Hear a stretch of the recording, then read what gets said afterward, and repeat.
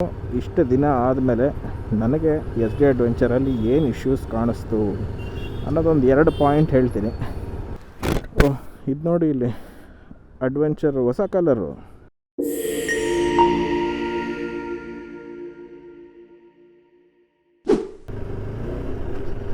ನಮಸ್ಕಾರ ವೀಕ್ಷಕರೇ, ಹೇಗಿದ್ದೀರಾ? ಲಿವಿಂಗ್ ವಿತ್ ಎಸ್ ಡಿ ಅಡ್ವೆಂಚರ್ನ ಇನ್ನೊಂದು ಎಪಿಸೋಡ್ಗೆ ನಿಮ್ಮೆಲ್ಲರಿಗೂ ಸ್ವಾಗತ. ಸೊ ಇವತ್ತು ನೋಡ್ತಾ ಇದ್ದೀರಾ, ಗಾಡಿ ಓಡಿಸ್ತಾ ಇದ್ದೀನಿ. ಆಗಲೇ ಟ್ರಾಫಿಕ್ನಲ್ಲಿ ಓಡಿಸ್ತಾ ಇದ್ದೀನಿ. ಸೊ ಫಸ್ಟ್ ರೈಡ್ ಇಂಪ್ರೆಷನ್ ಬಂದು ನಮ್ಮ ಎಸ್ ಡಿ ಅಡ್ವೆಂಚರ್ ಟ್ರಾಫಿಕಲ್ಲಿ ಓಡಿಸೋಕೆ ಹೆಂಗಿದೆ ಅನ್ನೋದೊಂದು ಕೆಲವು ಕ್ಲಿಪ್ಸ್ನ ತೋರಿಸ್ತೀನಿ ನಿಮಗೆ. ಸೋ ಫಾರ್ ಒಂದು 20 ದಿನದಿಂದ ಓಡಿಸ್ತಾ ಇದ್ದೀನಲ್ಲ, ನನಗೆ ಟ್ರಾಫಿಕಲ್ಲಿ ಏನು ಅಂಥ ದೊಡ್ಡ ವೆಹಿಕಲ್ ಇದು ಅಥವಾ ಮನೂವರ್ ಮಾಡೋಕ್ಕೆ ಕಷ್ಟ ಆಗುತ್ತೆ ಅನ್ನೋ ಥರ ಎಲ್ಲ ಏನು ಫೀಲ್ ಬರ್ತಾಯಿಲ್ಲ.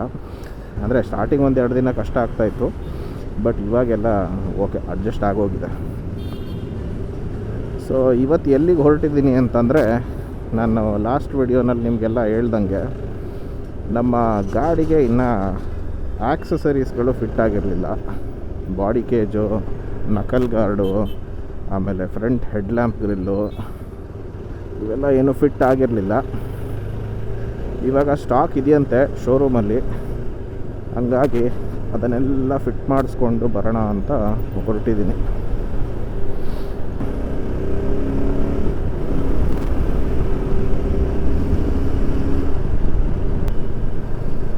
ನಾವು ಆ್ಯಕ್ಚುಲಿ ನೆಕ್ಸ್ಟ್ ವೀಕೆಂಡು ಒಂದು ಆಫ್ ರೋಡ್ ರೈಡ್ ಹೊರಟಿದ್ವಿ.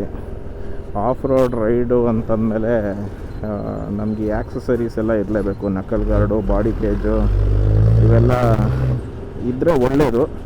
ಸೊ ಹಂಗಾಗಿ ಅರ್ಜೆಂಟಾಗಿ ಇವತ್ತೇ ಫಿಕ್ಸ್ ಮಾಡಿಸ್ಕೊಂಬಂದ್ಬಿಡೋಣ ಅಂತ ಹೊರಟಿದ್ದೀನಿ. ಮತ್ತು ಇನ್ನೇನೇನು ಆಕ್ಸಸರೀಸ್ ನೋಡೋಣ. ಟಾಪರ್ ಹಾಕಿದರೆ ಅದನ್ನೂ ಹಾಕ್ಸೋಣ ಅಂತಿದ್ದೀನಿ. ಅದೇನು ಟಾಪ್ ಬಾಕ್ಸ್ ಏನು ತೊಗೊಂಡಿಲ್ಲ ಇನ್ನು, ಆದರೂ ರ್ಯಾಕ್ ಇತ್ತು ಅಂತಂದರೆ ಸಣ್ಣ ಪುಟ್ಟ ಬ್ಯಾಗ್ಗಳು ಮೌಂಟ್ ಮಾಡೋಕ್ಕೂ ಹೆಲ್ಪ್ ಆಗುತ್ತೆ. ಸೊ ನೋಡೋಣ, ಟಾಪರ್ ಹಾಕಿದರೆ ಅದನ್ನೂ ಹಾಕಿಸ್ಬಿಡ್ತೀನಿ.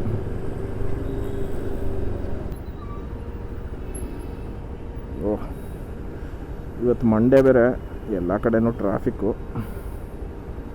ಸರಿ ವೀಕ್ಷಕರೇ, ಹಾಗಾದರೆ ಸರ್ವಿಸ್ ಸೆಂಟರ್ನಲ್ಲಿ ನಾನು ಮತ್ತೆ ಕಂಟಿನ್ಯೂ ಮಾಡ್ತೀನಿ ವಿಡಿಯೋನ. ಅಲ್ಲಿ ಯಾವ ರೀತಿ ಆಕ್ಸಸರೀಸ್ ಫಿಟ್ ಮಾಡ್ತಾರೆ ಅದನ್ನೆಲ್ಲನೂ ತೋರಿಸ್ಕೊಡ್ತೀನಿ ನಿಮಗೆ. Over to service centre. Almost ಬಂದ್ವಿ ಅನಿಸುತ್ತೆ. ಜಾವಾ ಸಿನರ್ಜಿ ಮೋಟರ್ಸ್ಗೆ. ನಾನು ಆ್ಯಕ್ಚುಲಿ ಗಾಡಿ ಡೆಲಿವರಿ ತೊಗೊಂಡಿದ್ದು ರಾಜಾಜಿನಗರ ಸ್ಕಂದ ಮೋಟರ್ಸಲ್ಲಿ. ಬಟ್ ಸ್ಕಂದ ಮೋಟರ್ಸಲ್ಲಿ ಆಕ್ಸಸರೀಸ್ ಇನ್ನೂ ಅವೈಲಬಲ್ ಇರಲಿಲ್ಲ. ಪಾಪ ಅವ್ರಿಗೆ ಸ್ವಲ್ಪ ಡಿಮ್ಯಾಂಡ್ ಜಾಸ್ತಿ ಆ ಶೋರೂಮಲ್ಲಿ. ಸೊ ಹಂಗಾಗಿ ಆಕ್ಸಸರೀಸ್ ಇರಲಿಲ್ಲ. ಸೊ ಸಿನರ್ಜಿಗೆ ಬಂದಿದ್ದೀನಿ. ಇದು ನೋಡಿ, ಇಲ್ಲಿ ಅಡ್ವೆಂಚರ್ ಹೊಸ ಕಲರು. Nice colour. ಇದು ಕಸ್ಟಮ್ಮಾಗಿ ಇವರು ಮಾಡಿಸಿರೋದ ಅಥವಾ ಗಾಡಿ ಬರ್ತಾ ಇದೆಯಾ ಗೊತ್ತಿಲ್ಲ. ಮೋಸ್ಟ್ ಪ್ರಾಬ್ಲಿ ಸ್ಟಿಕ್ಕರಿಂಗ್ ಥರ ಇದೆ. ಇಲ್ಲ, ಸ್ಟಿಕ್ಕರಿಂಗ್ ಮಾಡಿಸಿರೋದು. ಬಟ್ ಕಲರ್ ತುಂಬ ಚೆನ್ನಾಗಿದೆ. ನಮ್ಮ ಗಾಡಿ ಇಲ್ಲಿ ನಿಂತಿದೆ. ಒಂದು ವಾಕ್ ಅರೌಂಡ್ ತೋರಿಸ್ಬಿಡ್ತೀನಿ ಆಕ್ಸಸರೀಸ್ ಫಿಟ್ ಮಾಡೋಕ್ಕಿಂತ ಮುಂಚೆ. ಸೊ ಇದು ಆಲ್ಮೋಸ್ಟ್ ರಾ ಬೈಕು ನೋಡಿ. ಬಾಡಿ ಕೇಜ್ ಇಲ್ಲ, ಟಾಪ್ ರ್ಯಾಕ್ ಇಲ್ಲ, ನಕಲ್ ಗಾರ್ಡ್ ಇಲ್ಲ, ಆಮೇಲೆ ಫ್ರಂಟ್ ಹೆಡ್ ಲ್ಯಾಂಪ್ ಗ್ರಿಲ್ ಇಲ್ಲ. ಸೊ ಇಷ್ಟನ್ನು ಇವಾಗ ಫಿಟ್ ಮಾಡ್ತಾರೆ. ಇಲ್ಲಿ ಎಲ್ಲ ಅವೈಲಬಲ್ ಇದೆಯಂತೆ. ಸೊ ಒಳಗಡೆ ಎತ್ಕೊಂಡೋಗಿ ಫಿಟ್ ಮಾಡೋದನ್ನು ನೋಡೋಣ.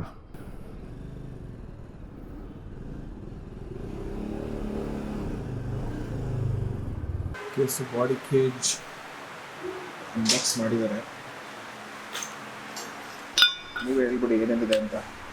ಇದು support clamp, stay clamp, okay, side okay, ಮತ್ತೆ screw kit, bush, okay, nut bolt ಎಲ್ಲ ಇರೋದು. ಓಕೆ, ಸೈಡ್ ಕ್ಲಾಂಪ್ ಇಷ್ಟೇ. ಏನಿದೆ ಗೇಜ್ ಕಿಟ್ ಮೇನ್ ಇದೆ ಅಲ್ಲ, ಬಾಡಿ ಕೇಜ್ 6 kg ಮೇಲೆ ಇದೆ. ಓಕೆ.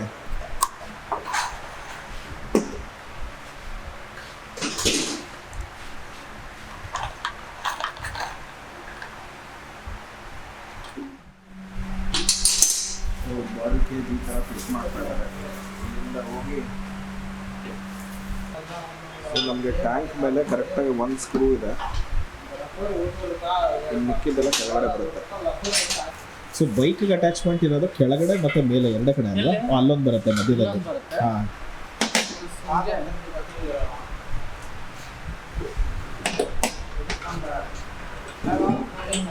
Okay okay. ಸೊ ಇಲ್ಲಿ ಮುಂದುಗಡೆ ಒಂದು ಕ್ಲ್ಯಾಂಪ್ ಇದೆ, ಲೆಫ್ಟಿಂದ ರೈಟ್ ಸೈಡ್ ಕನೆಕ್ಟ್ ಆಗುತ್ತೆ ಅದು. ಈ ಕಡೆಯಿಂದ ರೇಡಿಯೇಟರ್ ಮೇಲ್ಗಡೆ, ಜಸ್ಟ್ ಮೇಲ್ಗಡೆ. ಸೊ ಈ ಬೈಕ್ ನೋಡ್ತಾ ಇದ್ರಲ್ಲ, ಈ ಬೈಕ್ ಇವ್ರದ್ದು. is my friend. He was part of the Yezdi event which we attended last week. So how was that experience? That was good, and I got to meet many friends like you. Yeah. And one person is sitting outside. He's the Correct. He is actually yeah. So he is from community building among Yezdi Synergy itself. So he is part of this team. We'll all start riding again. Sure. So Waiting for more video from you also. Okay. Sure, definitely. So front headlamp grill fit ಮಾಡ್ತಾ ಇದ್ದಾರೆ. So ಈ ಕಡೆ ಆ ಕಡೆ ಎರಡು bolt ಬರುತ್ತಲ್ವಾ? ಈ ಕೆಳಗಡೆ ಏನು ಕೊಟ್ಟಿರೋದು? ಇಲ್ಲೂ ಬರುತ್ತಾ? ಇಲ್ಲೂ ಒಂದು ಬರುತ್ತೆ, ಇಲ್ಲೂ ಒಂದು ಬರುತ್ತೆ. ಎರಡು ಬೋಲ್ಟ್ ಇದೆ, ಇಲ್ಲೊಂದಿದೆ. ಓಕೆ. ಇವಾಗ ನಕ್ಕಲ್ ಗಾರ್ಡ್ ಕ್ಲ್ಯಾಂಪ್ಸು ಮತ್ತು ಈ ಕಡೆ ಬಾರೆಂಟ್ಸ್ ರಿಮೂವ್ ಮಾಡಿದ್ದಾರೆ. ಇದರಲ್ಲಿ ಬಾರೆಂಟ್ಸ್ ಇದು ಫಿಟ್ ಆದಮೇಲೆ ಬಾರೆಂಟ್ಸ್ ಮತ್ತೆ ಹಾಕಿ ಫಿಟ್ ಮಾಡ್ತಾರೆ.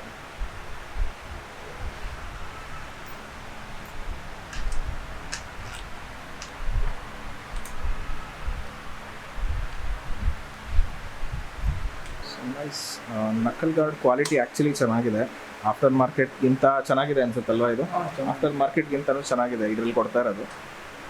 ಕಂಪ್ಲೀಟಾಗೆ ನಿಮಗೆ ಅಲ್ಯೂಮಿನಿಯಂ ಸಪೋರ್ಟ್ ಇದೆ, ಇಲ್ಲಿಂದ ಇಲ್ಲಿ ತನಕ ಸಪೋರ್ಟ್ ಬಂದು ಇಟ್ ಈಸ್ ವೆರಿ ಸ್ಟಡಿ, ಚೆನ್ನಾಗಿದೆ. ಇದಾದರೂ ಆಗಿರ್ಬೋದು, ಬಾಡಿ ಕೇಜ್ ಆದರೂ ಆಗಿರ್ಬೋದು, ಎರಡು ಕಂಪನಿಯಿಂದ ಏನು ಪ್ರೊವೈಡ್ ಮಾಡ್ತಾ ಇದ್ದಾರೆ, that is actually very good. So you feel this clamp is better than aftermarket ones? I don't know better or not, but they made it like this is perfectly fit. Okay. This is precise for this vehicle. Yeah, since it is coming from the company itself. Yeah. I think ಇದನ್ನ specific ಆಗಿ ಈ ಗಾಡಿಗೆ ಅಂತಾನೆ ಮಾಡಿರೋದ್ರಿಂದ. So ಬೇರೆದು ಹೆಂಗಾಗುತ್ತೆ ಅಂತಂದರೆ after market ಹಾಕ್ಸಿದ್ರೆ it will be a generic one. They'll have to use it for all the vehicles. But this is specifically for Adventure and Scrambler. So they have custom made it for this design. And so that's what. When they tried to fit here, this got it was almost trying to bend. Oh, bar end is it? Okay. Here that nail is there. When they are tightening, okay. This was getting bent. Oh, okay. That was the problem. I think it's better to get it done from the company itself. Yeah, showroom itself. Knuckle guards ಒಂದು, ಆಮೇಲೆ front grill ಒಂದು, ಆಮೇಲೆ body cage. ನೀವು ಅವಾಗಲೇ video ನೋಡ್ತಾ ಇದ್ರಿ, ನಾನು ರಾ ಬೈಕ್ದು ಒಂದು ವಿಡಿಯೋ ತೋರಿಸಿದ್ದೆ, ಕ್ಲಿಪ್ ಹಾಕ್ತೀನಿ ಬೇಕಾದ್ರೆ ಸೈಡಲ್ಲಿ ನೋಡಿ. ಕಂಪ್ಲೀಟಾಗಿ ಒಂಥರ ಡಿಫ್ರೆಂಟ್ ಲುಕ್ ಚೆನ್ನಾಗಿದೆ. ಇವಾಗ ಫ್ರಂಟ್ ಗ್ರಿಲ್ಲು ಎಷ್ಟು ಲೋಗೋ ಏನಿದೆ ಅದನ್ನು ಕವರ್ ಮಾಡುತ್ತೆ, ಬಟ್ ಸ್ಟಿಲ್ ಒಂದು ರಕೆಡ್ ಲುಕ್ ಕೊಡುತ್ತೆ. ನೋಡಿ ಟಾಪ್ ರ್ಯಾಕ್ ಎರಡು ಕಲರ್ ಇದೆ, ಒಂದು ಬ್ಲ್ಯಾಕು ಒಂದು ಸಿಲ್ವರ್ ತೋರಿಸಿದೆ. ಇದು silver colour top rack, ripper R industry ಅವ್ರದ್ದು ಆಫ್ಟರ್ ಮಾರ್ಕೆಟ್. ಬಟ್ ನಿಮಗೆ ಇದರಲ್ಲೇ ಶೋರೂಮಲ್ಲೇ ಸಿಗುತ್ತೆ, ಸರ್ವಿಸ್ ಸೆಂಟ್ರಲ್ಲೇ ಸಿಗುತ್ತೆ. ಇದು ಸಿಲ್ವರ್ ತೊಗೊತಾ ಇಲ್ಲ ನಾವು, ಬ್ಲ್ಯಾಕ್ ಕಲರ್ ಹಾಕ್ಸ್ತೀವಿ. ಇದು ಬ್ಲ್ಯಾಕ್ ಟಾಪ್ ರ್ಯಾಕು. ಇದರಲ್ಲಿ ಮ್ಯಾಟ್ ಫಿನಿಶ್ ಒಂದೇನಾ ಬರೋದು, ಗ್ಲಾಸ್ ಇಲ್ಲ ಅಲ್ಲ?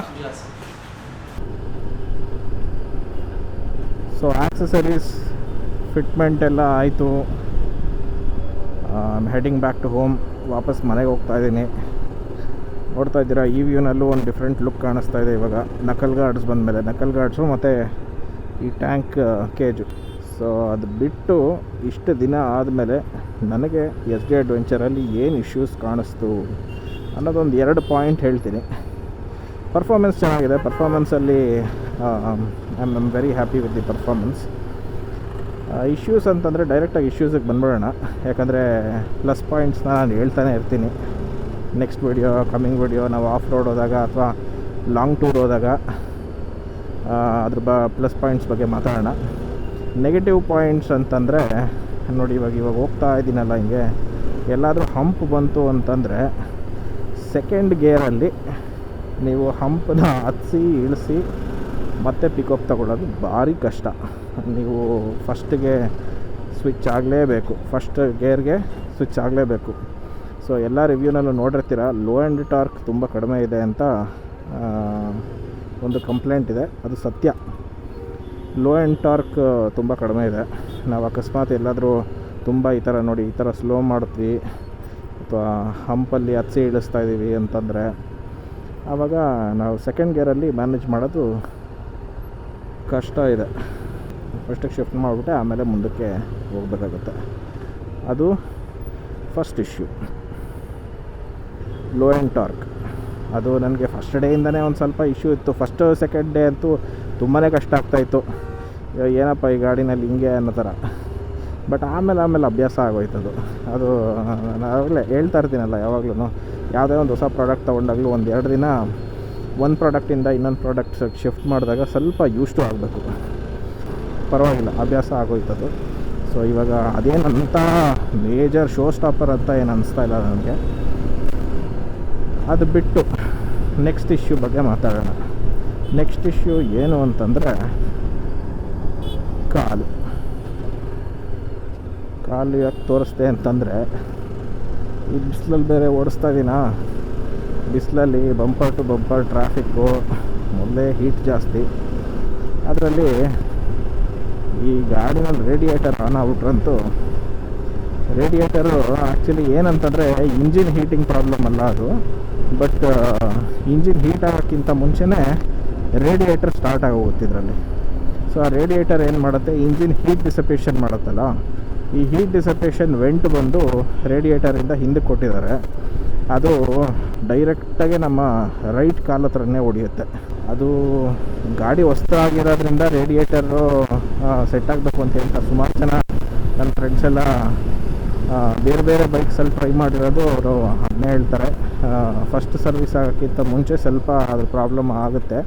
ಬಟ್ ಹೋಗ್ತಾ ಆ ರೇಡಿಯೇಟರ್ ಹೀಟಿಂಗ್ ಇಶ್ಯೂಸ್ ಆಮೇಲೆ ಸ್ವಲ್ಪ ಕಡಿಮೆ ಆಗುತ್ತೆ ಅಂತ ಹೇಳ್ತಾರೆ. ನೋಡೋಣ, ಸರ್ವಿಸ್ ಆದಮೇಲೆ, ಫಸ್ಟ್ ಸರ್ವಿಸ್ ಸೆಕೆಂಡ್ ಸರ್ವಿಸ್ ಆದಮೇಲೆ ಹೀಟಿಂಗ್ ಇಶ್ಯೂಸ್ ಏನಾದರೂ ಕಡಿಮೆ ಆಗುತ್ತಾ ನೋಡಬೇಕು.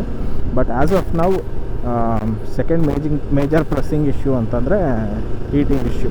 ಬಟ್ ಅಂತಂದ್ಬಿಟ್ಟು ತುಂಬ ಇಡೋಕ್ಕೆ ಆಗಲ್ಲ, ಕಾಲು ಸುಮ್ಮನೆ ಹಿಂಗೆ ಎತ್ತಾ ಇರ್ಬೇಕು ಅವಾಗ ಅನ್ನೋದಿಲ್ಲ. ಬಟ್ ನೀವು ನಾರ್ಮಲಾಗಿ ರೈಡ್ ಮಾಡೋದಕ್ಕಿಂತ ಸ್ವಲ್ಪ ಹೀಟ್ ಹಂಗೆ ತಗುಲ್ತಾ ಇರುತ್ತೆ ಅವಾಗ ಅಷ್ಟೇ. ಫಸ್ಟ್ ಸರ್ವಿಸ್ ಬಂದು 1000 ಕಿಲೋಮೀಟರ್ಸ್ ಅಥವಾ 1 ಮಂತ್ ಅಂತ ಹೇಳಿದ್ದು. 1000 ಕಿಲೋಮೀಟರ್ಸ್ ಇನ್ನೂ ಗಾಡಿ ಓಡಿಲ್ಲ. ಯಾಕಂತಂದರೆ ನಮ್ಮದು ಆಕ್ಸೆಸರೀಸ್ ಫಿಟ್ ಆಗಿಲ್ಲದೆ ಇರೋದ್ರಿಂದ, ಇದೆಲ್ಲ ಸೇಫ್ಟಿ ಆಕ್ಸೆಸರೀಸ್ ಅಲ್ವಾ, knuckle guard, engine guard, body cage ಎಲ್ಲ ಅವೆಲ್ಲ ಇಲ್ಲದೆ ಸುಮ್ಮನೆ ಅಲ್ಲಿ ಇಲ್ಲಿ ಓಡಾಡ್ಸೋದು, ಆಫ್ ರೋಡು, ಹೊಸ ಗಾಡಿ ಬೇರೆ. ಅಕಸ್ಮಾತ್ ಏನಾದರೂ ಹೆಚ್ಚು ಕಡಿಮೆ ಆಯಿತು ಅಂತಂದರೆ ಪ್ರಾಬ್ಲಮ್ಮು ಅಂತಂದ್ಬಿಟ್ಟು ನಾನೇ ಎಲ್ಲೂ ಆಕ್ಸೆಸರೀಸ್ ಬರೋ ತನಕ ರೈಡ್ ಮಾಡೋದು ಬೇಡ ಅಂತ ಮಾಡಿರಲಿಲ್ಲ. ಸೊ ಇವಾಗ ಆಕ್ಸೆಸರೀಸ್ ಬಂದಿದೆ, ಅದೇ ಟೈಮ್ಗೆ ಸರ್ವಿಸ್ ಡ್ಯೂನು ಇನ್ನೇನು ಹತ್ರದಲ್ಲಿದೆ. ಸೊ ರೈಡ್ ಮಾಡಿಬಿಟ್ಟು ಆಮೇಲೆ ಸರ್ವಿಸ್ಗೆ ಏನು ಬಿಡೋಲ್ಲ. ಇನ್ನೊಂದು 2 ಡೇಸ್ ಒಳಗಡೆ ನಾನು ಸರ್ವಿಸ್ ಮಾಡಿಸ್ಬಿಡ್ತೀನಿ. ಫಸ್ಟ್ ಸರ್ವಿಸ್ ಆದಮೇಲೆ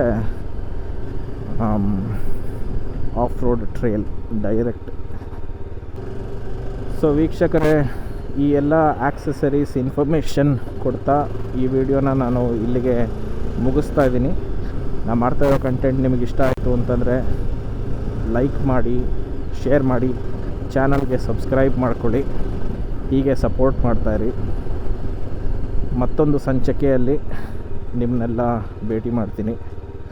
Santosh Vishwanath signing off from Ride and Record. Thank you for watching. Ride safe.